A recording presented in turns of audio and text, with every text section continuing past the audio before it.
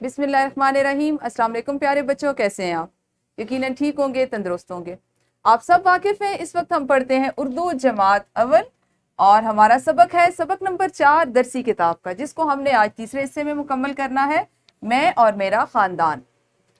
आज के सबक में जिन हासिलात ताल्लुम पे हम काम करेंगे, जिनके बारे में सीखेंगे, वो है 2 से 3 अरकान वाले अल्फाज इस्तेमाल करते हुए ज़्यादा जुमले लिख सकें, रोज़मर्रा उमूर के बारे में बातचीत कर सकें और मतन या तस्वीर से मुतल्लिक तफहीमी सवालात के दुरुस्त जवाबात लिख सकें।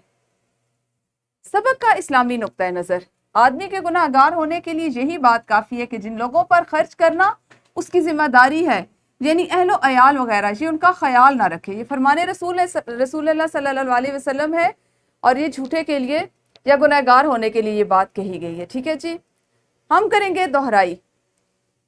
रवानी से आप सब ने फर्दन फर्दन पूरी रवानी से और तरतीब के साथ अपने अपने घर का पता बताना है, अपनी जगह पर खड़े होकर।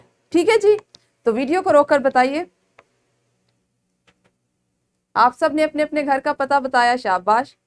अच्छा, अब मुझे ये बताइए कि आपके घर में कौन कौन रहता है? हाँ जी, और आप बड़ों और छोटों के साथ कैसे रहते हैं? शाबाश, आप बड़ों के अदब करते हैं, इज्जत से रहते हैं, उनकी बात मानते हैं और छोटों से प्यार करते हैं। बहुत अच्छी बात है जी। और अब आज हम क्या पढ़ेंगे, इस पे देखते हैं कि आज हमने ख़ास अल्फाज पढ़ने हैं और सबक की बुलंद ख़ानी करनी है। कितनी अच्छी बात है ना कि जिस सबक की बुलंद ख़ानी हमने आज करनी है उसको आप 2 से 3 दफ़ा पहले पढ़ चुके हैं और आपको समझ भी आ गई है कि सबक में क्या क्या है। तो चले मेरे साथ मिल के आज फिर आप करेंगे बुलंद ख़ानी। पहले हम खास अल्फाज देखते हैं। सबसे पहला लफ्ज़ जी खानदान, तस्वीर, शफकत, छोटा, अदब, अफराद और दरमियान। मेरा नाम आयरा है, मेरे अब्बू का नाम वकास और मेरी अम्मी का नाम अस्मा है। मैं जमात अव्वल की तालिबा हूँ। आइए मैं आपको अपने खानदान के अफराद से मिलवाती हूँ। अब कौन तारुफ करवा रहा है अपना? आयरा, अपना और अपने खानदान का। इस तस्वीर को देखिए, यानी इस तस्वीर को देखिए। इसमें कुर्सियों पर मेरे दादा जान, दादी जान, नाना जान और नानी जान बैठे हैं, ये ठीक है जी। उनके पीछे अब्बू जान और अम्मी जान खड़े हैं।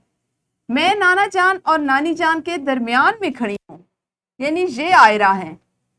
मेरा भाई दादा जान के पास फर्श पर बैठा है और ये उनका भाई है। मेरे भाई का नाम अली है।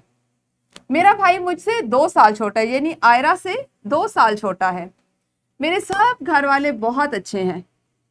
मैं बड़ों की बात मानती हूँ। हमें बड़ों का अदब करना चाहिए, अपने से कम उम्र पर शफकत करनी चाहिए। आप ऐसा करते हैं? शाबाश, बहुत अच्छी बात है। अच्छा जी, सबक तो हमारा हमने बहुत दफ़ा पढ़ भी लिया था, आपको समझ भी आ गई।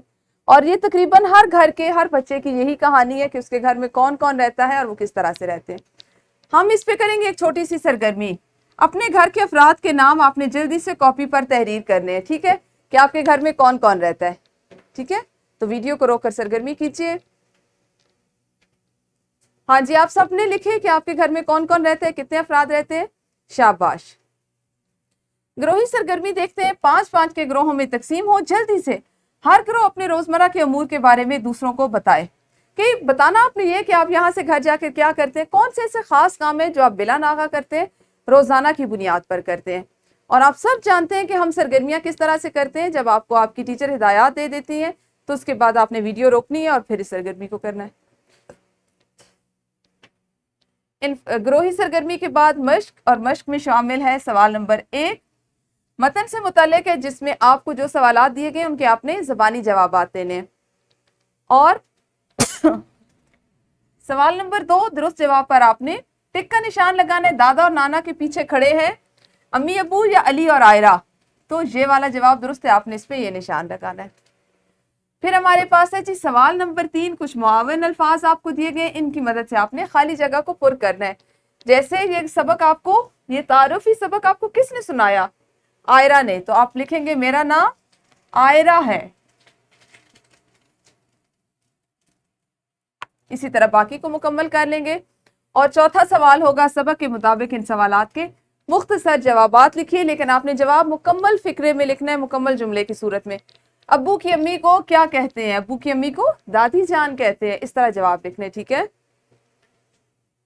ورک شیٹ ہے, کچھ جملے آپ کو دیے جا رہے ہیں جن کو آپ نے اسی ورک شیٹ کے اوپر خوش خط تحریر کرنا ہے. ورک شیٹ آپ گھر سے کر کے لائیے کہ یہ آپ کے گھر کا کام ہوگا.